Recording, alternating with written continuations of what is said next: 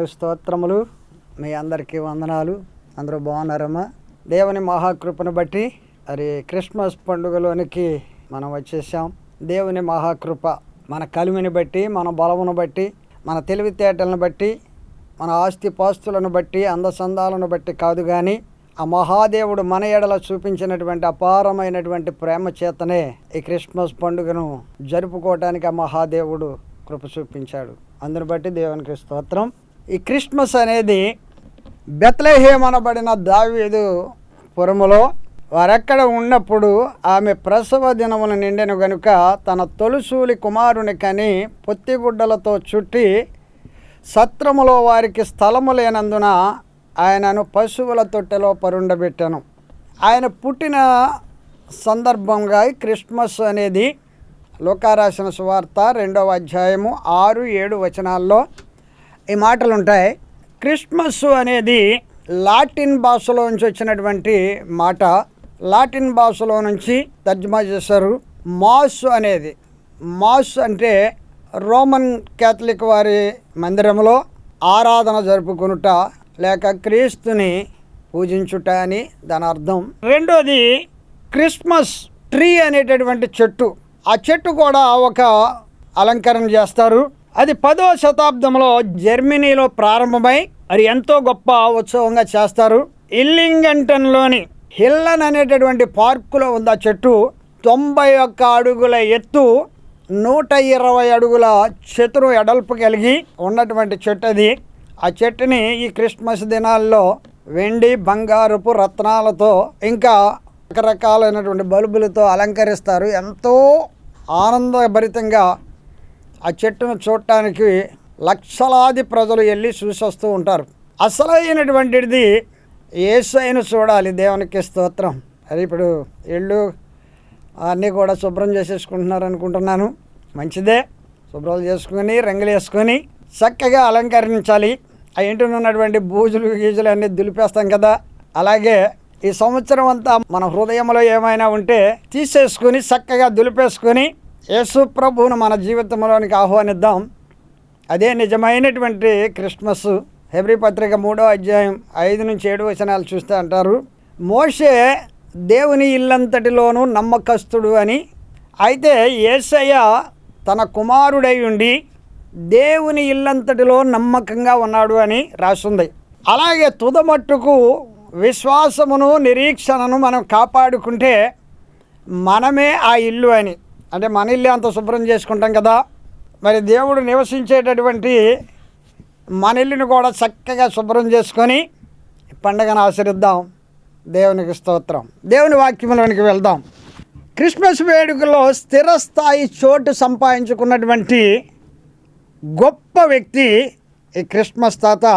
ఈ తాతకు బహుమతులు ఇవ్వడమే కానీ తీసుకోవడం అనేది లేదు. అసలు పేరు సెయింట్ నికోలాస్. ఈయన పేరు లూసియా దేశంలో పత్రాసు అనే పట్టణంలో జన్మించాడు. క్రీస్తు శకం 300లో జన్మించి తండ్రి బిషప్ప, తల్లి మంచి భక్తిపరురాలు. ఈయన కూడా మంచి ఆ పేరు ప్రతిష్టలు కలిగినటువంటి వాడు, దేవుని యందు భయభక్తులు కలిగిన వాడు, గొప్ప ధనవంతుడు. ఈయనకి ఈటమే కానీ తీసుకోవడం అనేది తెలీదు.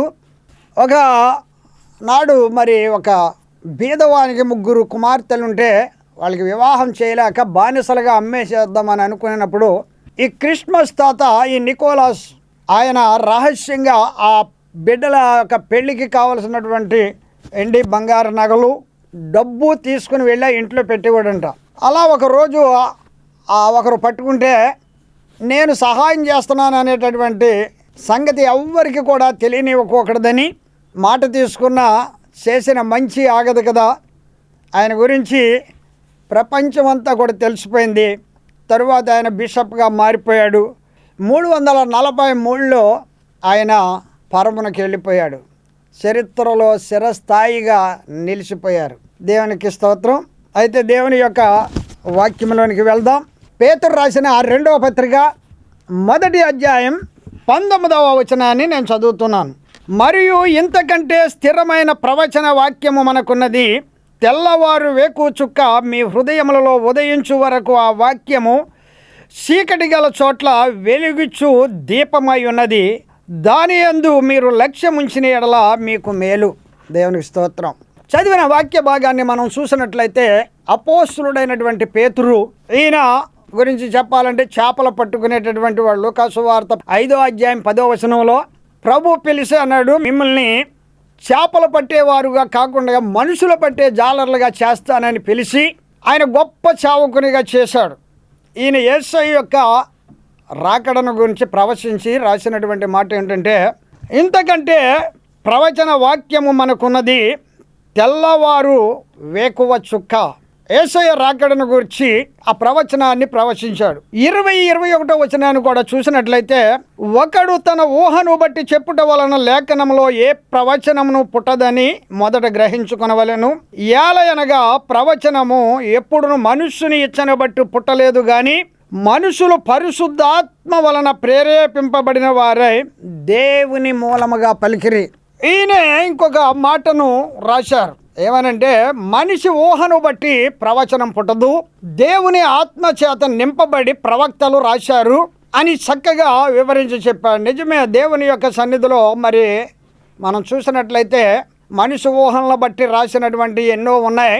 అది కాదు కానీ ఇక్కడ ఈ పేతురు భక్తుడు మొదటి పత్రికలో కూడా మనం చూస్తే, మొదటి అధ్యాయం 10వ వచనాన్ని చూస్తే, ఏలయనగా ఇప్పుడు మీకు కలుగు కృపను గూర్చి ప్రవచించిన ప్రవక్తలను ఈ రక్షణను గూర్చి పలికించుచు తమ యందున్న క్రీస్తు ఆత్మ క్రీస్తు విషయమై శ్రమలను గూర్చియు వాటి తరువాత కలగబోయి మహిమను గూర్చియు ముందుగా సాక్ష్యం ఇచ్చినప్పుడు ఆ ఆత్మ ఏ కాలమున ఎట్టి కాలమును సూచించుచూ వచ్చనో దానిని విచారించి పరిశోధించిరి.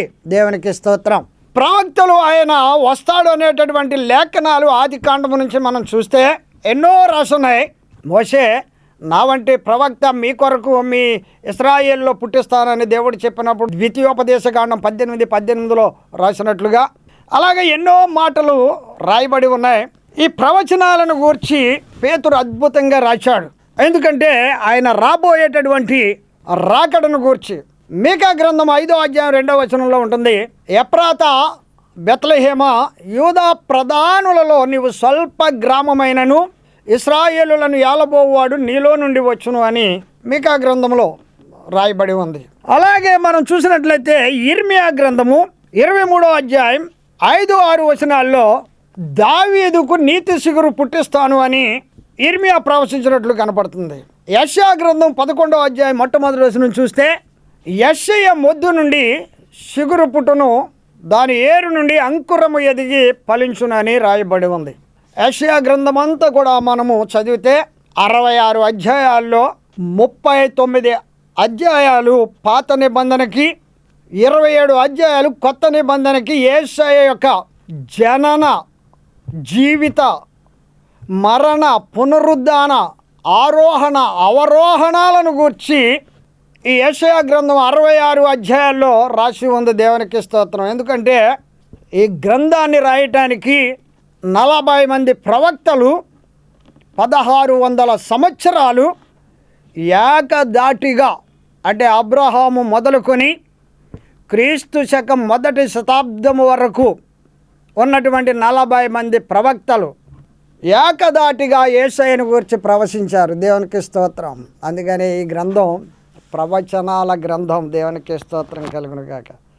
సత్యవాక్య గ్రంథము సధువ సఖ్యని గ్రంథము, దీన్ని చదువు వారే ధన్యులు. సత్యవాక్య గ్రంథము సధువ సఖ్యని గ్రంథము. హల్లెలూయా. ఇది సత్యవాక్య గ్రంథము. 40 మంది ప్రవక్తలు ఏకదాటిగా ప్రవచించినటువంటి గ్రంథము. దేవునికి స్తోత్రం.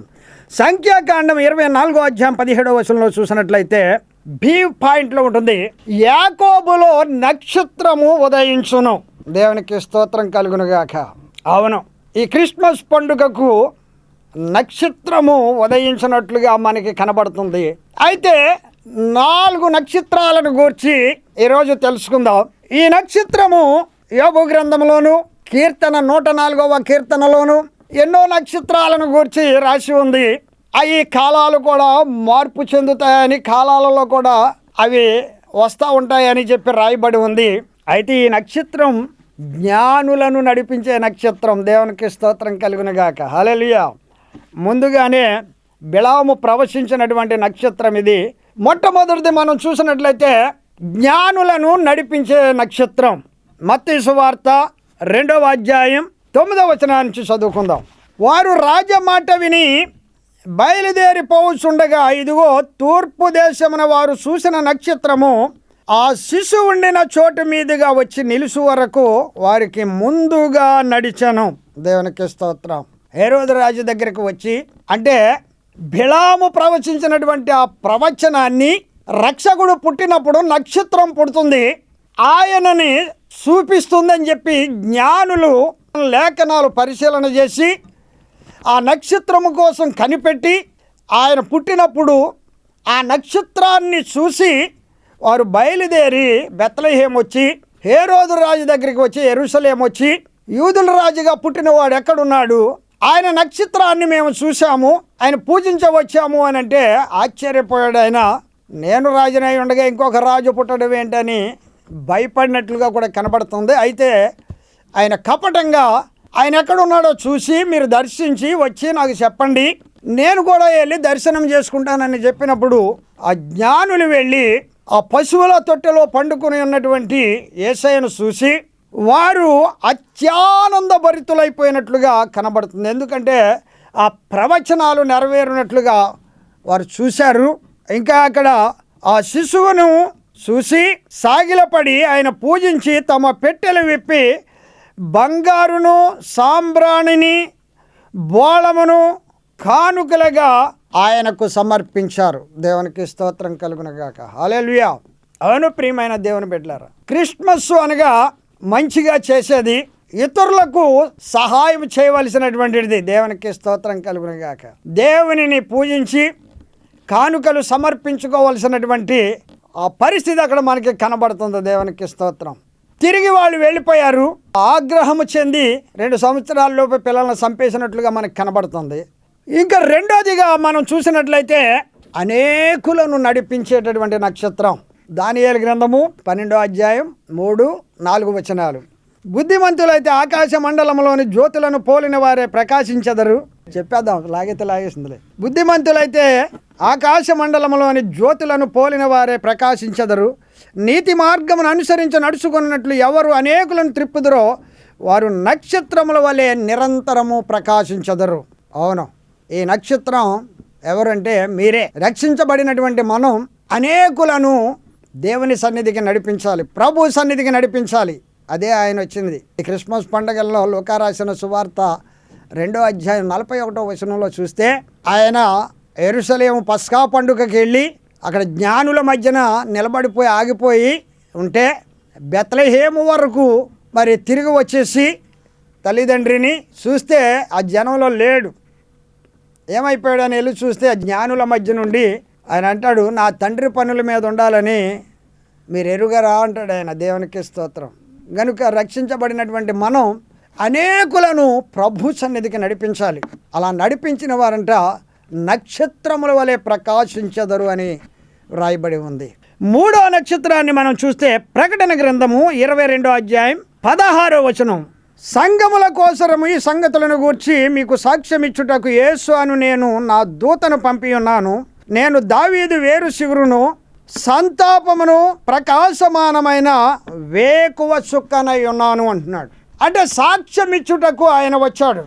అదే మనము యోహాను సువార్త 18వ అధ్యాయం 37, 38 వచనాలు చూసినట్టయితే పిలాతు అక్కడ అడిగాడు, నువ్వు రాజువా అని అడిగితే నువ్వు అన్నట్టు నేను రాజునే, సత్యమును గూర్చి సాక్ష్యం ఇచ్చుటకు నేను పుట్టి ఉన్నాను అన్నాడు ఆయన.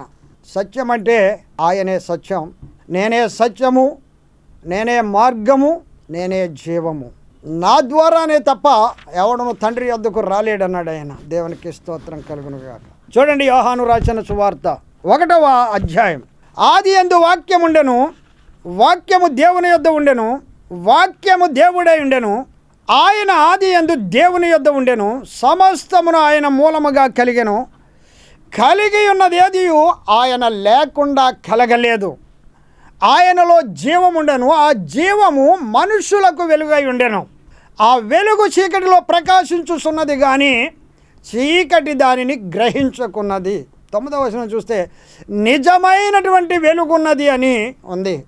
14వ వచనంలో అంటాడు, ఆ వాక్యమే శరీరధారి అయి కృపా సత్య సంపూర్ణుడుగా మన మధ్య ఉన్నాడు. దేవునికి స్తోత్రం కలుగునుగాక. ఆ వాక్యమే వెలుగు. ఆ వెలుగునొద్దకి నాడు జనం రావటం లేదు. 3వ అధ్యాయం 20వ వచనంలో అంటాడు, దుష్కార్యము చేయు ప్రతివాడు ఎలుగును దేశించును, తన క్రియలు దుష్క్రియలుగా కనబడుకున్నట్లు వెలుగునొద్దకు రాడు. ఆ వెలుగు ప్రకాశిస్తూ ఉంది కానీ మనుషులు క్రియలు చెడ్డవి గనుక వెలుగునొద్దకు రాలేకపోతున్నారు, వెలుగును ద్వేషిస్తూ ఉన్నారు. దేవునికి స్తోత్రం కలుగునుగాక. హల్లెలూయా. అలాగే యెషయా గ్రంథాన్ని మనం చూసినట్లయితే అంటాడు, భూమి తట్టు తేరు చూడగా బాధలను దుస్సహనమైన వేదన కలుగుచూ ఉన్నది అంటున్నాడు. యెషయా గ్రంథం 8వ అధ్యాయం 22వ వచనంలో చూస్తే, అవును ప్రియమైన దేవుని బిడ్డలారా, ఈనాడు లోకములో చూస్తే ఎంతో వేదన, కన్నీరు, గాఢాంధకారములోనికి తోలివేయబడుతున్నారు అంటాడు. గాఢాంధకారములోనికి ఎవరో తోలేస్తున్నారు, మెడ మీద కాడేసి 9వ అధ్యాయంలో అంటాడు, వారి కట్లను తోలు వారి యొక్క కాడిని నేను విరిచేస్తానంటున్నాడు. 9వ అధ్యాయం యెషయా గ్రంథంలో చూస్తే నప్తాలి జెబూలూను దేశంలో గలిలయ ప్రాంతంలోని ఆ చీకటిలో కూర్చుండు జనులు గొప్ప వెలుగును చూశారని రాయబడి ఉంది. అవును ప్రియమైనటువంటి దేవుని బిడ్డలారా, చీకటిలోను మరణ ఛాయలలో కూర్చుండు వారికి వెలుగై ఉన్నటువంటి దేవుడు ఆయన. ఎందుకంటే ఏదో మతాన్ని స్థాపించటానికి కదా ఆయన వచ్చింది. నేనే మార్గమును సత్యమును జీవమునని సెలవిచ్చిన దేవుడు ఆయన. అందుకే దీనాతి దీనుడై పశువుల పాకలో జన్మించి, ఆ పశువుల పాక చూసాం. మరియా ప్రార్థన చేస్తూ ఉండగా నజరేతులో ఆమె ఇంటి దగ్గర ప్రార్థన చేస్తున్నప్పుడు దేవదూత వచ్చి దర్శనమిచ్చినటువంటి ఆమె ఇల్లును చూసాం. గొప్ప చర్చి, అద్భుతమైనటువంటి చర్చి ఆ ఇంటి స్థలంలో కట్టారు. అద్భుతం. చూద్దరు కానీ మీరు టీవీలో. దేవునికి స్తోత్రం కలుగునుగాక. ఆ గొర్రెల కాపరులు ఆ చలి కాసుకుంటూ ఉండగా దేవదూత వెళ్ళి, ఇదిగో దావీదు పురమున లోకరక్షకుడు పుట్టాడు, దానికి ఇదే మీకు ఆనవాలు, ఒక పుత్తెగుడ్డలో చుట్టబడి ఒక శిశువు పశువుల తొట్టులో పరుండబెట్టుట మీరు చూసెదరు అని చెప్పినప్పుడు ఆ స్థలాన్ని కూడా చూసాం మేము. దేవునికి స్తోత్రం. దైవజనులు మరి డేవిడ్ బెన్హమయ్య గారు అలాగే ప్రశాంత్ గారు యెరూషలేం తీసుకెళ్ళినప్పుడు ఆ ప్రాంతాలన్నీ చూసి అత్యానంద భరితలమైపోయాం. మా జన్మ తరించిపోయింది. అంతకన్నా గొప్ప భాగ్యం ఇంకా మాకేం అక్కర్లేదు. దేవుని స్తోత్రం. హల్లెలూయా. అవును ప్రియమైనటువంటి దేవుని బిడ్డలారా, లూకా రాసిన సువార్త 2వ అధ్యాయం 8వ వచనం 9వ వచనం చూసినట్లయితే, వారు చుట్టూ వెలుగు ప్రకాశించను అని రాస్తుంది. ఆయన నజరేతులో బెత్లెహేమ్ అనేటటువంటి ఆ చిన్న గ్రామములో జన్మించి ఆ పశువుల తొట్టులో పరుండబెట్టినప్పుడు నక్షత్రముతో కూడినటువంటి ఆ గొప్ప చర్చి ఆ స్థలంలో కూడా కట్టారు. దేవునికి స్తోత్రం. ఆ చర్చి కూడా చూడటానికి, ఆ పశువుల తొట్టు ఉన్నటువంటి స్థలాన్ని చూడటానికి కూడా ఆ మహాదేవుడు కృప చూపించారు. దేవునికి స్తోత్రం కలుగునుగాక. అక్కడ రాయబడి ఉంది, ఆ దేవదూతల గొర్రెల కాపరుల దగ్గరకు వచ్చి, భయపడకండి, జనులందరికీ కలగబోవు మహా సంతోషకరమైనటువంటి శుభవర్తమానం, దావీదు పురమునందు మీ కొరకు రక్షకుడు పుట్టి ఉన్నాడు, భయపడొద్దు. అవును, భయపడొద్దు అనేటటువంటి మాట పరిశుద్ధ గ్రంథంలో 366 సార్లు రాసి ఉంది. అంటే ప్రతిరోజు కూడా మనతో దేవుడు మాట్లాడుతూనే ఉన్నాడు. ఈనాడు భయం మనిషికి, ఎందుకంటే పాపం పెచ్చిమీరిపోతుంది. పాపములో పడి మనిషి కదలలేని స్థితిలో ఉన్నాడు ఈనాడు. ఇంట్లో కరెంట్ ఉందనుకుంటున్నాడు, మా ఇంటి ముందు కరెంటు స్తంభం ఉందంటున్నాడు, మా ఇంటి ముందు ఎలుగు ఉందనుకుంటున్నాడు, ఇంట్లో కరెంటు ఉందనుకుంటున్నాడు. కానీ మనిషి తానున్నటువంటి చోట్లో నుంచి అడుగు తీసి అడుగు వేయలేనటువంటి పరిస్థితిలో ఈనాడు ఉన్నాడు మనిషి. గనుక లూకా రాసిన సువార్త 2వ అధ్యాయం 14వ వచనంలో ఉంటుంది, సర్వోన్నతమైనటువంటి స్థలములో దేవునికి మహిమ, భూమి మీద ఆయనకిష్టులైన మనుషులకు సమాధానమనిస్తానని. అవును, ఆయన సమాధానమనిచ్చే దేవుడు. నీవే బంధకాలలో బంధించబడి ఉన్నావో నాకు తెలియదు కానీ, ఏ కాడి కింద నువ్వు నలిగిపోతున్నావో నాకు తెలియదు కానీ, యెషయా గ్రంథము 9వ అధ్యాయం 4వ వచనం 5వ వచనంలో రాయబడినట్లుగా వారి మెడ మీదనున్నటువంటి కాడిని విప్పి వారి మబ్బు తొలగిపోతుంది, వారి బాధలు తొలగిపోతాయని రాయబడినట్లుగా ఏ సమస్యల్లో ఉన్నా ఎంతవరకు యేసయ్యని నీ జీవితంలోనికి ఆహ్వానించకపోతే ఈ క్రిస్మస్లో ప్రభువా నా జీవితంలోనికి రా. ఏదో నామకార్థంగా ఆ క్రిస్మస్ పండుగ రోజున స్టార్ కట్టుకుని ఆచార సంబంధమైనటువంటి భక్తి చేస్తున్నానయ్యా. మోషే నీ ఇల్లంతటిలో ఎలా నమ్మకస్తుడిగా ఉన్నాడు, యేసయ్య ఎలాగైతే పరిచారకుడిగా ఉండి కుమారుడిగా ఉండి ఆయన నమ్మకస్తుడిగా ఉన్నాడు, అలాగే నా ఇంట్లోకి రా, నా జీవితంలోనికి రా ప్రభువా అని నువ్వు ప్రార్థన చేయి. అని నీ జీవితాన్ని మార్చేస్తాడు. యెషయా గ్రంథం 60వ అధ్యాయం 1వ వచనంలో ఉంటుంది, లెమ్ము తేజరెల్లుము, నీకు వెలుగు వచ్చి ఉన్నది, యెహోవా మహిమ నీ మీద ప్రకాశించుతూ ఉన్నదని సెలవిచ్చినట్లుగా నీ చీకటి జీవితాన్ని తీసివేసి నీ కుటుంబానికి వెలుగు ప్రకాశించగలిగినటువంటి ఆ మహాదేవుడు ఇప్పటికి 2014 సంవత్సరాలు అయిపోయింది ఆయన వచ్చి. ఇంకా నీవు ఆ చీకటిలోనే ఉంటే ఆ వెలుగునొద్దకు రా. నువ్వే ప్రాంతంలో ఉన్నా, ఎక్కడున్నా నీ ప్రాంతంలో ఉన్న నీ దైవజనుని దగ్గరికి ఆ మందిరానికి వెళ్ళు. పాప క్షమాపణ, దైవ సహవాసం, నిత్య రాజ్యం, ప్రభు సన్నిధి నీతో ఉంటుంది. ప్రార్థన చేసుకుందాం. ప్రార్థన చేసుకునే ముందు నేను రాసిన పాట ఒక చరణాన్ని పాడతాను. యాకోబులో ఉదయించిన నక్షత్రమా, యోధా గోత్రపు సింహమా, యూదుల రత్నమా, నీకే ఆరాధన, నీకే ఆరాధన, ఆరాధన స్తుతి ఆరాధన, ఆరాధన స్తుతి ఆరాధన. యాకోబులో ఉదయించిన నక్షత్రమా, యేసయ్య మొద్దున సిగురువై, దావీదు లేత కొమ్మవై, యేసయ్య మొద్దున సిగురువై, దావీదు లేత కొమ్మవై, బెత్లెహేములో జన్మించిన కన్య మరియా గర్భఫలమా, బెత్లెహేములో జన్మించిన కన్య మరియా గర్భఫలమా, నీకే ఆరాధన, నీకే ఆరాధన. యాకోబులో ఉదయించిన